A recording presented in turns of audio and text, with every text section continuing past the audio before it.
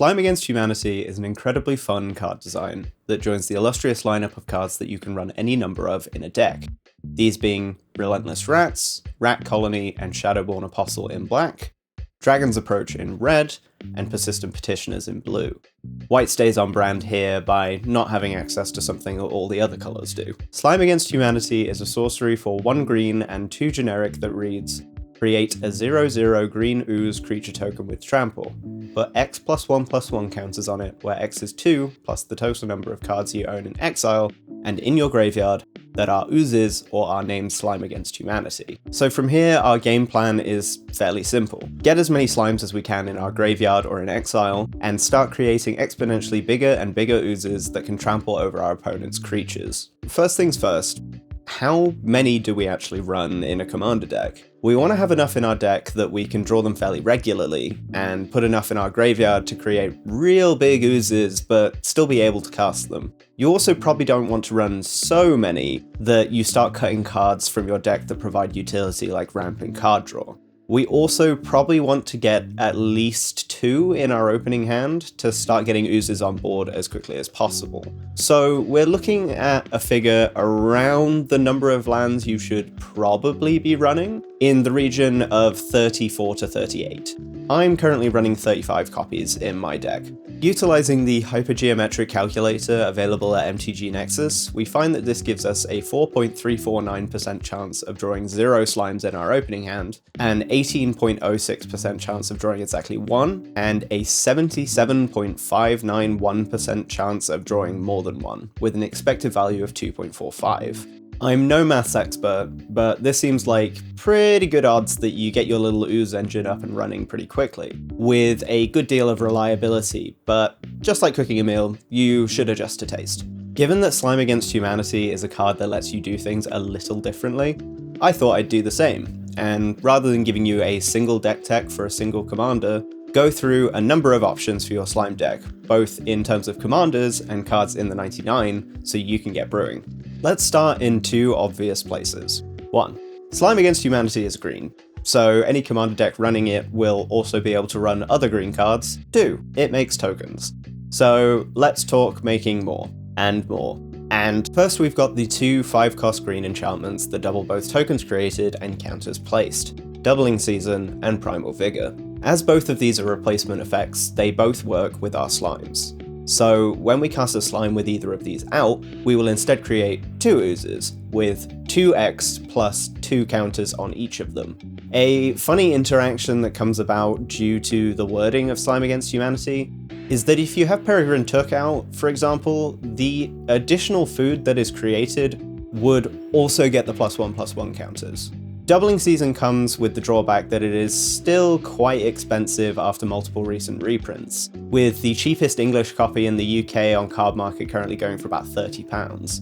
And Primal Vigor has the issue that it's a symmetrical effect, so everyone else at the table is also going to be creating twice the tokens and placing twice the counters on their creatures. I don't know if you've noticed, but there's quite a few effects in Commander that make tokens, so that could be an issue for you. Parallel Lives offers the token doubling without the counters, but it is still fairly expensive as well, at about £20, while if we just want to double the counters, Branching Evolution offers that for a green and 2 generic.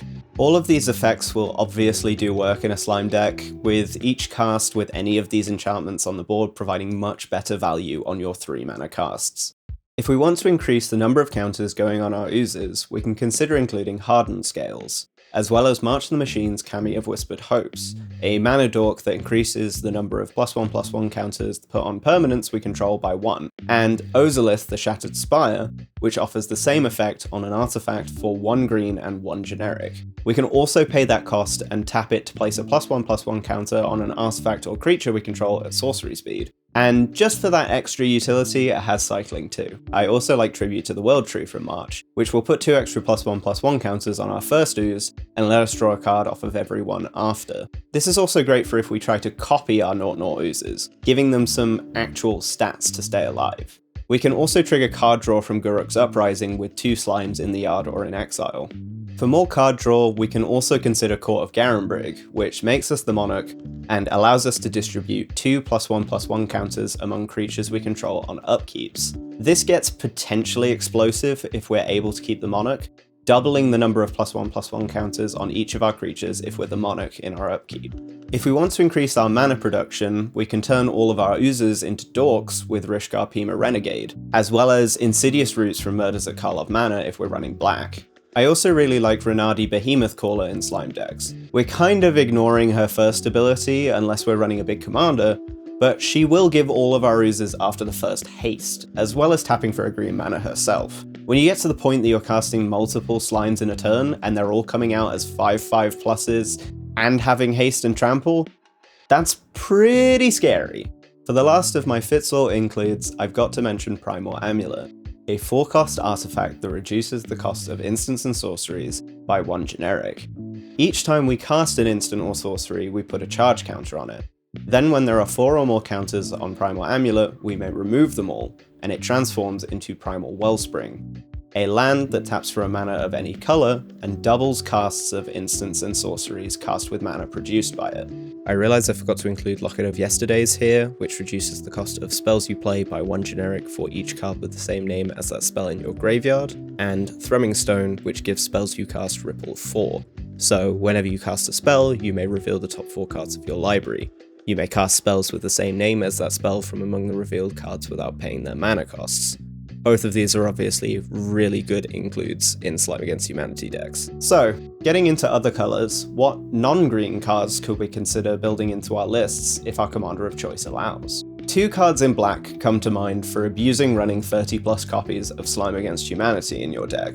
Surgical Extraction is an instant for a black Phyrexian mana that lets you choose a non-land card in a graveyard, then search its owner's library, graveyard, and hand for all cards with the same name and exile them. This is what these types of decks fear, but also due to slime seeing copies in exile, can be cast in response to your own slime cast for the gimmick of creating one really big ooze. As goddamn hilarious as this is, it's also pretty fragile, as you've basically exiled a third of your deck doing it. The slightly more sustainable version of this is Secret Salvage from Ether Revolt, a sorcery for black and 3 generic, which exiles an online card from your graveyard, then allows you to search your library for any number of cards with the same name, reveal them, and put them into your hand. This is particularly good at quickly filling your yard with slimes if you have a maximum hand size, and doesn't require you to pull every copy out of your library. Generally, cards that let you mill yourself are going to be good in a slime deck. A classic 1-drop for this is Stitcher's Supplier, milling 3 cards when it enters and dies. If you're running red, Dragon's Rage Channeler can be very effective, letting you surveil 1 every time you cast a non-creature spell. I wonder what that might be. And similarly, if you're playing a multicolour commander, running the new Surveil lands from Karlov Manor will only help you get slimes in your yard faster. Dredge is a great mechanic to build around for this reason, and you can achieve some big cost reduction with no loss of strength with Delve. White provides some additional opportunities for token multiplication, with both Ohetak, Deepest Foundation providing triple the uses per cast, and Anointed Procession providing another doubling effect. Also Mondrak. Don't forget about Mondrak! Ian! If we want to turn our slime deck into a burn engine, Orb-1 will let us deal damage to our opponents, their creatures, or their planeswalkers for the number of counters we place on each of our oozes. Or, if we want to make sure we're regularly drawing cards and are running blue, Danny Pink will give all our oozes, whenever 1 or more counters are put on this creature for the first time each turn, draw a card. It can also provide us some extra flexibility to consider running Leyline of Anticipation, giving Slime Against Humanity flash. For reducing the costs of our slime casts, we can also run Baral Chief of Compliance and Mind Splice Apparatus. While we can obviously run Slime Against Humanity as an ooze typal deck, I think this is less interesting than a lot of the other possible interactions we can play around with the card, and largely unnecessary if you're running enough copies. So, let's talk about commanders. My current list is built around Zayatora the Incinerator, giving access to red and black, and turning my oozes into exponentially bigger bullets that produce treasure with Zayatora's Fling effect. Honestly, I didn't want to do anything too serious, and the idea of making a slime cannon was pretty funny. It also works well with token multipliers, and solves a problem with oozes by offering a big flyer in the command zone. Adrix and Nev twin casters are an obvious choice for a slime deck, offering a token doubling effect with Ward 2 and giving us access to blue for a lot of our cost reduction. Also in Simic, but giving us access to a third colour with Doctor's Companion, is the 13th Doctor. We likely won't be making that much use of her first ability, but giving all of our oozes pseudo-vigilance will give us an ever-increasing wall of blockers. In Selesnya, Sovereign Ukaneka Hal will essentially double all the counters on our base 0/0 oozes each time it swings, which we can further multiply with the counter multipliers available to us in green. If you like the sound of your slimes burning opponents, why not stick that in the command zone with Shalai and Halar? Being in Naya, you can also stack All Will Be One on top of that for twice the damage on each cast. If you love theme and want an ooze to lead your deck, Ave Progenitor Ooze can make for a mono-green Slimestorm build that creates a lot of copies and a lot of counters on cast. This is also a great include in the 99, particularly if you choose Umori the Collector as your commander, which can reduce the cost of all your slimes by 1, making it easier to cast even more each turn. For additional flexibility, Slurk All Ingesting has Partner, allowing you to add 1 or 2 extra colours to your deck depending on who you pair it with, and can help you pump up each of your oozes when one dies. This can make for a strong sacrifice strategy, and a good use of your smaller oozes when you start hitting larger numbers of +1/+1 counters. Remember to recycle. And finally, in Bant, my favourite shard, Falcospara Pact Weaver will allow you to cast slimes off the top of your library by removing a counter from an ooze you already have out, providing pseudo card draw in the command zone. All in all, I think Slime Against Humanity is a great card that offers a lot of fun avenues for deck construction to explore. Given the reliability of the card itself, there aren't really any wrong answers, and it can be scaled to a number of different power levels fairly effectively. Let me know in the comments below what your personal slime brew is, your favourite cards to include in the list, and just how many you're actually running. Thanks as always for watching, and if you give me a +1/+1 and like and subscribe, I'll gain all activated abilities of creatures exiled with Agatha's Soul Cauldron. See you next time.